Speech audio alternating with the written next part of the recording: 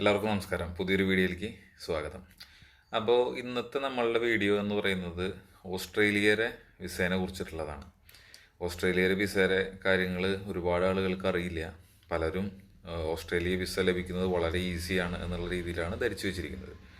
പിന്നെ തന്നെയല്ല, ഇപ്പം ഞാൻ മനസ്സിലാക്കിയിടത്തോളം കേരളത്തിൽ നിന്നുള്ള കൂടുതൽ ഏജൻസികൾ ചെയ്യുന്നത് രജിസ്റ്റേർഡ് നേഴ്സ്, എൻജിനീയർമാർ, ഡോക്ടേഴ്സ് അങ്ങനെയുള്ള കാറ്റഗറിയാണ് അവർ എടുക്കുന്നത്. പക്ഷെ ഞാൻ പ്രധാനമായിട്ടും ഇതിൽ പറയാൻ ഉദ്ദേശിക്കുന്നത് ഒരു വെൽഡർ, പ്ലംബർ, ഇലക്ട്രീഷ്യൻ, ഫിറ്റർ, ആ കാറ്റഗറിയിലുള്ള ഒരു സ്കിൽഡ് വർക്കർക്ക് എങ്ങനെ ഓസ്ട്രേലിയയിലേക്ക് എത്തിപ്പെടാം എന്നുള്ളതിനെ കുറിച്ചാണ് ഞാൻ പറയുന്നത്. ഓക്കെ, അപ്പോൾ നമ്മൾ ഓസ്ട്രേലിയ വിസ നോർമലി GCC വിസയിലെ മറ്റ് കൺട്രികളിലെ വിസ പോലെയുള്ള ഒരു പ്രൊസീജിയർ അല്ല എന്നുള്ളത് ആദ്യം മനസ്സിലാക്കുക. ഓസ്ട്രേലിയയുടെ ഒരു ഒഫീഷ്യൽ വെബ്സൈറ്റ് ഉണ്ട്, അതിൻ്റെ ലിങ്ക് ഞാൻ ഡിസ്ക്രിപ്ഷനിൽ കൊടുത്തിട്ടുണ്ട്. അതിൽ നോക്കി കഴിഞ്ഞ് കഴിഞ്ഞാൽ നിങ്ങളുടെ ജോബ് ഒക്യുപ്പേഷൻസ്, ഓസ്ട്രേലിയ പറയുന്ന ജോബ് ഒക്യുപ്പേഷൻസ് ഉണ്ട്. ആ ലിസ്റ്റിൽ പെട്ടിട്ടുള്ള ഒക്യുപ്പേഷനിലുള്ള ആളുകൾക്ക് മാത്രമേ വിസ ലഭിക്കുകയുള്ളൂ. അതൊക്കെ ഏതൊക്കെ കാറ്റഗറിയിലുള്ള വിസ ലഭിക്കും എന്നതും വ്യക്തമായിട്ട് അതിൽ കൊടുത്തിട്ടുണ്ടായിരിക്കും. 491, 189, 190 അങ്ങനെ ഒരുപാട് വിസ കാറ്റഗറീസ് ഉണ്ട്. അപ്പോൾ ഇത് ഒക്കെ കിട്ടണമെന്നുണ്ടെങ്കിൽ അതിൻ്റെ പ്രൊസീജിയർ സ്റ്റെപ്പ് ബൈ സ്റ്റെപ്പായിട്ട് നിങ്ങൾ ചെയ്യണം. ഇപ്പോൾ നിങ്ങൾക്ക് എക്സാമ്പിൾ പറയുകയാണെന്നുണ്ടെങ്കിൽ, നിങ്ങളൊരു ടെക്നിക്കൽ പേഴ്സൺ ആണ് എങ്കിൽ, ഒരു ടെക്നിക്കൽ പേഴ്സൺ അയാൾക്ക് ആദ്യമായിട്ട് ചെയ്യേണ്ടത് സ്കിൽ അസസ്മെൻ്റ് ആണ്. നമ്മൾ ഇന്ത്യക്കാർക്ക് ഓസ്ട്രേലിയയിലേക്ക് പോകണമെങ്കിൽ സ്കിൽ അസസ്മെൻറ്റ് നിർബന്ധമാണ്. സ്കിൽഡ് അസസ്മെൻറ്റ് ചെയ്യാതെ യാതൊരു കാരണവശാലും വിസ കിട്ടില്ല. മീൻസ് ഞാൻ പറഞ്ഞത് ജനറൽ വർക്കോ അല്ലെങ്കിൽ മറ്റുള്ള വർക്കുകൾക്കൊന്നും വിസ കിട്ടൽ ഈസി അല്ല. പലരും പറയുന്നുണ്ട് വളരെ സിമ്പിളായിട്ട് അത് ചെയ്യാം, ഹോട്ടൽ ഡ്രൈവർ, സൂപ്പർ മാർക്കറ്റ് ജോലികളൊക്കെ ചെയ്യാം എന്നൊക്കെ പറയുന്നുണ്ട്. പക്ഷെ അതൊന്നും എളുപ്പമുള്ള കാര്യമില്ല. നേരിട്ട് അങ്ങനെ അൺസ്കിൽഡ് ലേബർക്ക് വിസ കിട്ടില്ല എന്നുള്ളത് മനസ്സിലാക്കുക.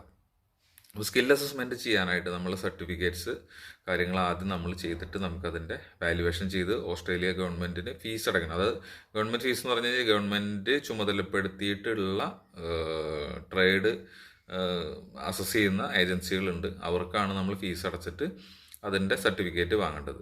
രണ്ടാമത്തെ സ്റ്റെപ്പ് എന്ന് പറഞ്ഞു കഴിഞ്ഞാൽ ഇതിൻ്റെയൊക്കെ ചെയ്യുന്ന വീഡിയോസ് കാര്യങ്ങൾ ഒക്കെ അവർക്ക് പറയുന്ന രീതിയിൽ ഇത് ചെയ്ത് അതിൻ്റെ അസസ്മെൻറ്റ് പൂർത്തിയാക്കണം. അതിനും ഫീസ് അടച്ചിട്ട് സ്കിൽ അസസ്മെൻറ്റ് ടെസ്റ്റ് കഴിഞ്ഞതിന് ശേഷം സ്കിൽ അസസ്മെൻറ്റ് സർട്ടിഫിക്കറ്റ് കിട്ടിയാലാണ് നമുക്ക് അടുത്ത സ്റ്റേജിലോട്ട് കടക്കാനായിട്ട് സാധിക്കുകയുള്ളൂ. അപ്പോൾ ഇതിന് ഏകദേശം കോസ്റ്റ് വരുന്നത് പറഞ്ഞു കഴിഞ്ഞാൽ ഡിപ്പെൻഡ് ആണ്, വേരി ചെയ്യുമെന്ന് വിചാരിച്ചോളൂ. ഒരു 1 മുതൽ 1.5 ലക്ഷം രൂപ വരെ നിങ്ങൾക്ക് ഇതിന് കോസ്റ്റ് വരും. ഓക്കെ, ഏജൻസി ഫീസ് കാര്യങ്ങളില്ലാതെ നിങ്ങൾക്ക് കോസ്റ്റ് വരും.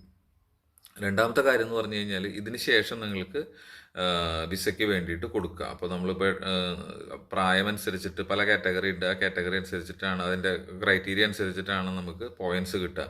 പ്രായത്തിന്, എഡ്യൂക്കേഷന്, IELTS അങ്ങനെ എക്സ്പീരിയൻസിന്, ഇതിനൊക്കെ പോയിൻറ്റ്സ് ഉണ്ട്. അപ്പോൾ മിനിമം 65 പോയിൻറ്റ്സ് എങ്കിലും മീറ്റ് ചെയ്താലാണ് നമ്മൾക്ക് വിസയ്ക്ക് കൊടുക്കാനായിട്ട് സാധിക്കുകയുള്ളൂ.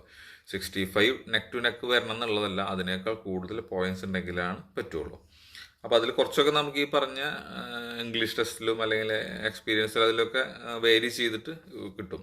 അപ്പോൾ ഇത് കണ്ടിട്ട് നിങ്ങൾക്ക് താല്പര്യം ഉണ്ട്, ഈ ഒരു പോസ്റ്റിൽ എനിക്ക് അപ്ലൈ ചെയ്യണം, എനിക്ക് IELTS എഴുതിയെടുക്കാൻ പറ്റും, അല്ലെങ്കിൽ PT എഴുതിയെടുക്കാൻ പറ്റും, എനിക്ക് ഈ ഒരു ക്വാളിഫിക്കേഷൻസ് കാര്യങ്ങളൊക്കെ ഉണ്ട് എങ്കിൽ നിങ്ങൾക്ക് എന്നെ കോൺടാക്റ്റ് ചെയ്യാം. എൻ്റെ നമ്പർ, ഇതിൻ്റെ വാട്സാപ്പ് ലിങ്ക് ഞാൻ കൊടുത്തിട്ടുണ്ട്, നിങ്ങൾക്ക് വാട്സാപ്പിൽ കോൺടാക്ട് ചെയ്യാം, അല്ലെങ്കിൽ സ്ക്രീനിൽ കാണുന്ന നമ്പറിൽ എന്നെ കോൺടാക്ട് ചെയ്യാം. അപ്പോൾ അത് ഞാൻ നേരിട്ടല്ല ചെയ്യുന്നത്, ഞാൻ വേറൊരു ഏജൻസി മുഖാന്തരമാണ് ചെയ്യുന്നത്. അവർക്ക് ഇവിടെ കൊച്ചിയിൽ ഓഫീസുണ്ട്, മറ്റേ പൂനെയിൽ ഓഫീസുണ്ട്, ദുബായിൽ ഓഫീസുണ്ട്.